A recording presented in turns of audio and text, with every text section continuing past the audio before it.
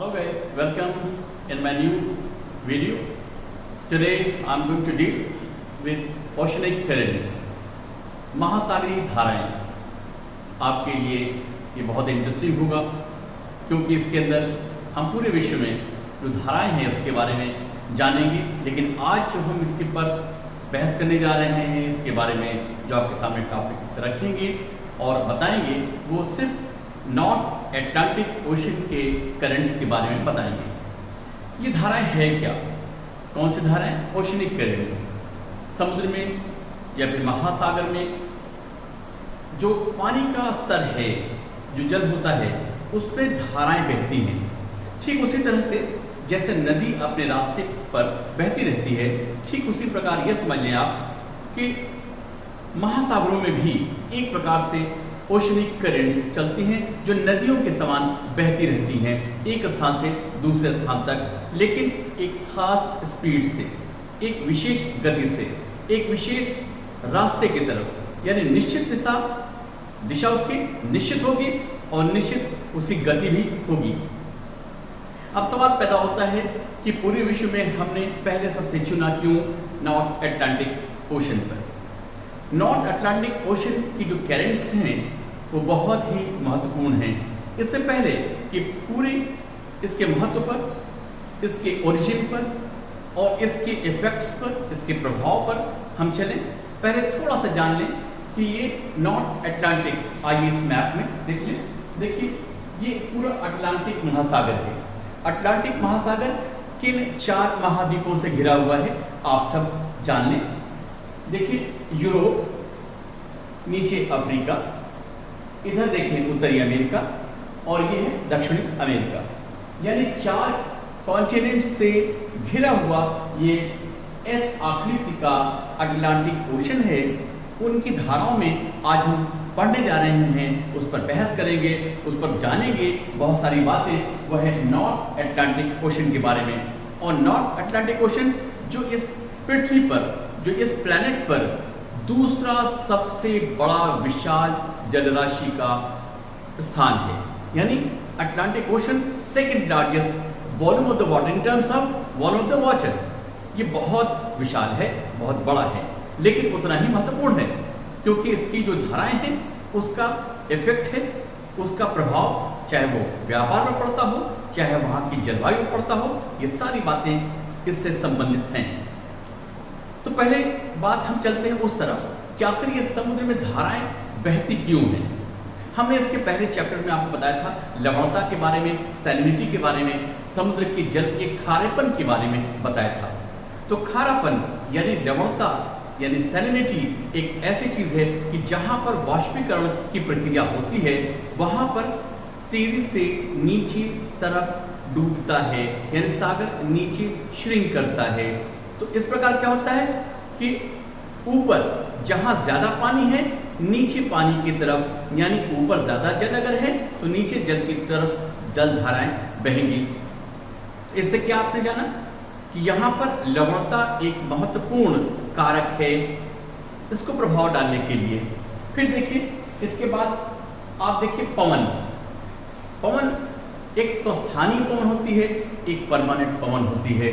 तो जो परमानेंट होती है, जो विशाल वायु राशियां होती हैं, वो वायु के जो तेजी उसकी होती है, जो गति होती है और विशाल दूरी होती है, उसके साथ साथ उस समुद्र और महासमुद्र के ऊपर चल करके उन जल की राशि को एक स्थान से दूसरे स्थान तक धकेलने में कामयाब हो जाती हैं।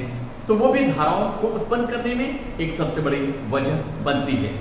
इसके बाद देखिए कि धरती का घूर्णन, ये धरती है ना, वह घूमती है अपने एक्सिस पर, अपने अक्ष पर घूम रही है। आप जानते हैं 24 घंटे में एक बार घूम जाती है।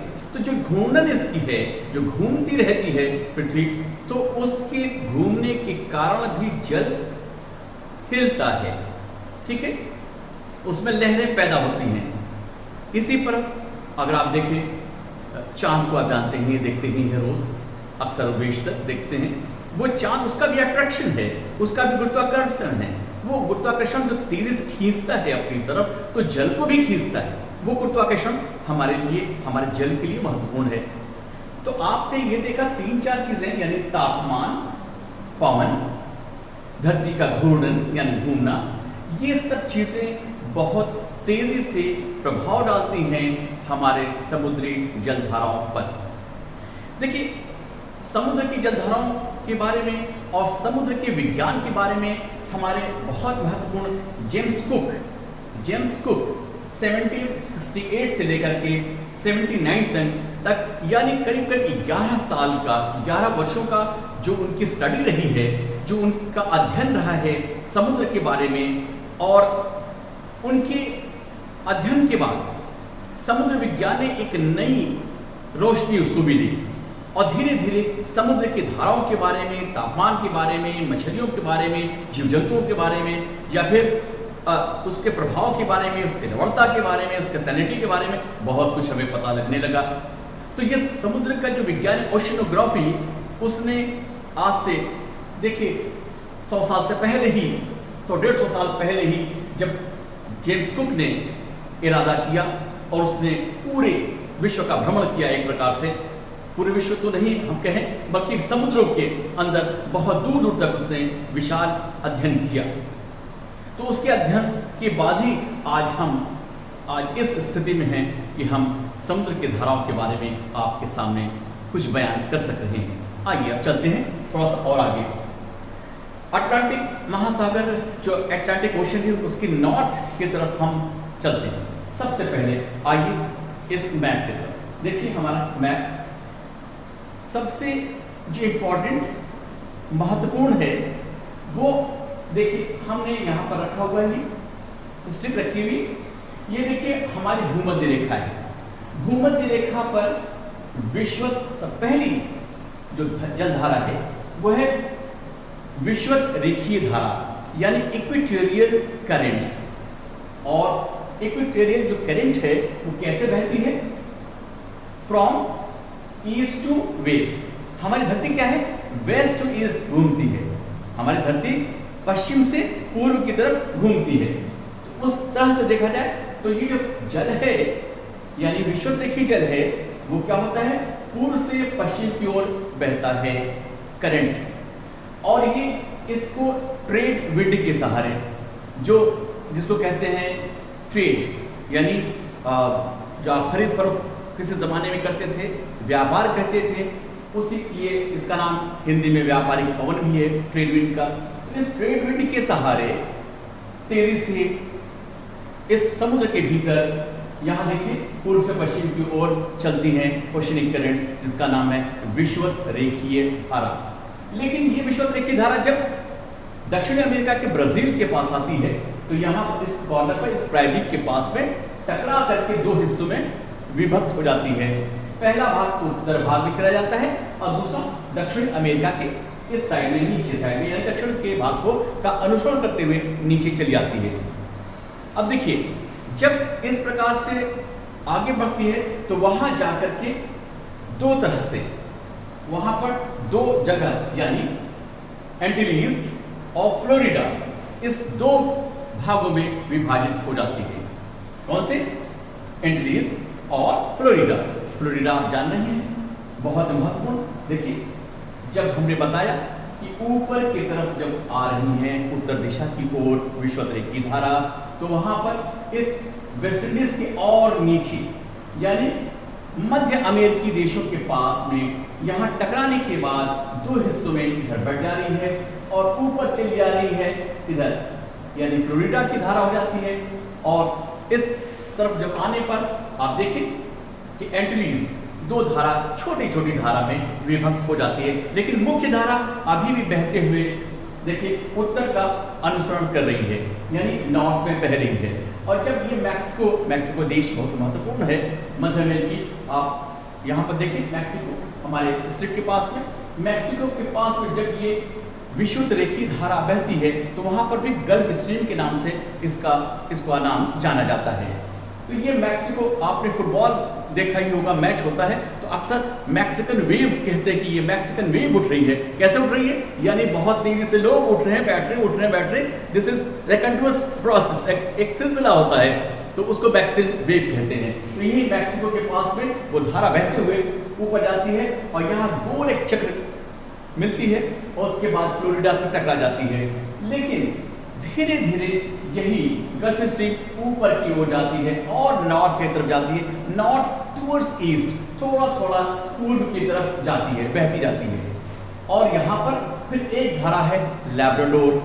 लैब्राडोर ये कनाडा है, आप देख रहे हैं, ये संयुक्त राज्य अमेरिका है, हरे रंग, उसके ऊपर ठीक आइए, ये कनाडा है।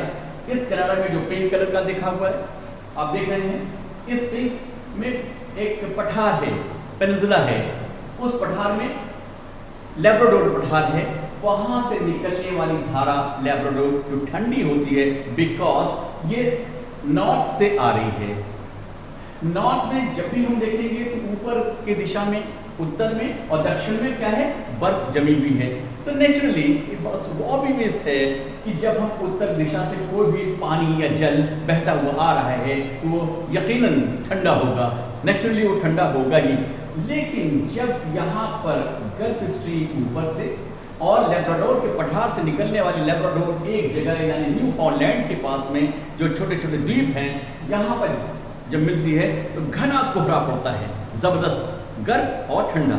लेकिन इसका एक फायदा है, इस जगह पर न्यू फाउंडलैंड एरिया के पास में यहाँ पर बहुत दूर तक प्लैंकटन, मछलियों के खाने योग्य एक प्रकार का पौधा जीव, उसे प्लैंकटन कहते हैं, वो मछलियों का बहुत बड़ा क्षेत्र हो जाता है। ग्रैंड बैंक एक बहुत बड़ा क्षेत्र है, लेकिन एक शैलो टाइप का है, थोड़ा छिछला भी है, नीचे दबा हुआ है। बिकॉज होता क्या है, ये पूरा का पूरा एरिया अब धीरे धीरे जो प्लेट टेक्टोनिक्स के हिसाब से ये हिस्सा उठ रहा है, धरती से ऊपर की तरफ उठ रहा है, इसलिए ये हिस्सा थोड़ा सा शैलो है, थोड़ा नीचे है, दबा हुआ है, छिछला है और जबरदस्त करीब करीब 500-550 किलोमीटर का एक एरिया है जो ग्रैंड बैंक का एरिया है। वो महत्वपूर्ण है फिशरी के लिए, फिशरी के लिए बहुत महत्वपूर्ण है। बहुत ही वहाँ पर देखा जाए तो बड़ी बड़ी मछलियाँ या दूसरे तरह के जीव, समुद्री जीव यहाँ पर लिए जाते हैं। अब ये धाराएं बहती हुई यानी गल्फ स्ट्रीम और लैब्राडोर का मिलन होता है कहाँ पर, न्यू फाउंडलैंड के पास में। न्यू फाउंडलैंड के बाद अब ये ईस्टवर्ड जाती है, यानी गर्म जलधारा गल्फ स्ट्रीम जा रही है अपने उत्तर और पूर्व की तरफ बहते हुए। इसकी मुलाकात, इसका संगम होता है ग्रीनलैंड की इस ठंडी जलधारा के पास में। लेकिन ठंडी जलधारा से देखिए एक और महत्वपूर्ण, अक्सर कॉम्पिटिशन्स वगैरह में पूछे जाते हैं कि ग्रीनलैंड में बस्तियों का बसाव कहाँ पर है। देखिए बहुत आसान सी बात, ग्रीनलैंड के ऊपर के भाग तो बहुत ठंडा है, वहाँ पर जमाव या पब्लिक बस्तियाँ यानी जैसे मानव बस्तियाँ नहीं होती हैं या बहुत कम है। लेकिन जैसे जैसे आप नीचे आते हैं वैसे वैसे बसाव बढ़ता जाता है, मानव का बसाव बढ़ता जाता है। क्यों? क्योंकि यहाँ से जब आप ऊपर जाएंगे, ये गल्फ स्ट्रीम जो धारा जाती है और ये ठंडी जलधारा मिलती है तो दूर तक थोड़ा थोड़ा गर्मी रखती है। इसलिए ग्रीनलैंड के साउथ में, ग्रीनलैंड के दक्षिण में हमेशा ही बस्ती सबसे अच्छी पाई जाती है, वहाँ पर घनी बस्तियाँ पाई जाती हैं कंपैरेटिवली, यानी उत्तर के मुकाबले में दक्षिण ज़्यादा घना है। अब देखिए ये बहते हुए गल्फ स्ट्रीम ने अब यूरोप में प्रवेश किया। ये सबसे पहले ग्रेट ब्रिटेन की तरफ, ये देखिए ग्रेट ब्रिटेन की तरफ प्रवेश करने पर उसका कितना बड़ा फायदा हुआ कि जिस समय सूर्य कैप्रिकॉर्न पर होता है यानी मकर रेखा पर होता है तो ये भाग तो और भी ठंडा हो जाता है, एकदम ठंडा हो जाना चाहिए था। यस, इसको बर्फीला होना चाहिए था, लेकिन बर्फीला नहीं हो पाता। क्यों? इसका कारण यही है, ये गल्फ स्ट्रीम जा रही है, जा करके इस ग्रेट ब्रिटेन की जो पश्चिमी भाग है, जो वेस्टर्न पार्ट है या फिर उसके नीचे के देश हैं, चाहे इन सब देश के आसपास में वो गर्म रखता है, कंपैरेटिवली थोड़ा गर्म रखता है। और यही वजह है कि इसकी एक धार इधर से निकल करके इंग्लिश चैनल होते हुए थोड़ा सा और इधर देखिए इस साइड में आकर के थोड़ा थोड़ा गर्म करते हुए और आगे चली जाती है। इससे क्या होता है, इस डॉगर बैंक, एक नाम है देखिए यहाँ जहाँ पर स्टिक मैंने रखी है ठीक वहीं पर है डॉगर बैंक। डॉगर उसे कहते हैं कि पुराने ज़माने में जो लोग मछलियाँ पकड़ते थे वो उन पकड़ियाँ जो एक एरिया होता था वो भी शैलो टाइप का है, दबा हुआ क्षेत्र है। वो मछलियां जिस प्रकार करते थे वो डॉगर कहे जाते थे। तो ये डॉगर है ना, डॉगर बहुत ही महत्वपूर्ण नाम याद रखिएगा, डॉगर बैंक के नाम से। और ये व्यवसाय के लिए, आर्थिक दृष्टिकोण से, ये ग्रेट ब्रिटेन की अर्थव्यवस्था इस मछलियों पर भी निर्भर करती है। निर्भर यूँ कह लें कि निर्भर क्या, योगदान बहुत ज़्यादा मछलियों का होता है, फिशरी का होता है। इसलिए डॉगर बैंक से ग्रेट ब्रिटेन की अर्थव्यवस्था भी मजबूत होती है। अब यहाँ से देखिए, कुछ धारा इसकी छोटी छोटी ऊपर साइड ले जाती है, कुछ इधर बह जाती है। लेकिन अब यहाँ इस अफ्रीका के पास में, इसके वेस्ट में कनारी जो ठंडी धारा होती है वो नीचे आती है, नीचे फॉलो करती है इसको, इस कांगो से होते हुए गिनी धारा है, गिनी के पास से वो भी ठंडी, इसके पास से होती हुई पुनः इक्वेटोरियल करंट्स में मिल जाती है। यानी वो किस में मिल जाती है, विषुवत-रेखीय धारा में मिल जाती है। इस प्रकार इसका एक चक्र पूरा हो जाता है। लेकिन देखिए, इन सब जगह आपने जो देखा है, इसमें एक महत्वपूर्ण चीज और बता दें आपको कि चूंकि ये विषुवत-रेखीय भाग से उठ करके इक्वेटोरियल जो करंट है उठ करके इसका एक चक्र जब लगाती है, तो बीच वाले भाग में सारगासो एक सागर बन जाता है, शांत हो जाता है। यहाँ पर ढेर सारे डिपॉजिट्स, शैवाल या फिर प्लैंकटन या गंदे कीचड़ जैसा डार्क ब्लैकिश एक एरिया है, एक क्षेत्र है, उसे सारगासो सागर कहते हैं। वेल सेंटर कहाँ पर, नॉर्थ अटलांटिक में ठीक बीच वाले हिस्से में। तो इस प्रकार से हमने आपको बताया कि ये नॉर्थ अटलांटिक ओशन की महत्वपूर्ण धाराएं हैं। और मुझे बहुत अच्छा लगा, आप सब पिछली वीडियोस को भी बहुत आपने सराहा और बहुत अच्छे से आप वीडियोस देख रहे हैं, आपका इंटरेस्ट बढ़ रहा है, आपने सारे लोगों ने सब्सक्राइब भी किया है। और आई होप कि आप सब्सक्रिप्शन भी बढ़ाते रहेंगे इसका, और अपने इनबॉक्स कमेंट भी करते रहेंगे। Thank you very much for your cooperation, और नेक्स्ट वीडियो में मिलते हैं, तब तक के लिए बाय बाय।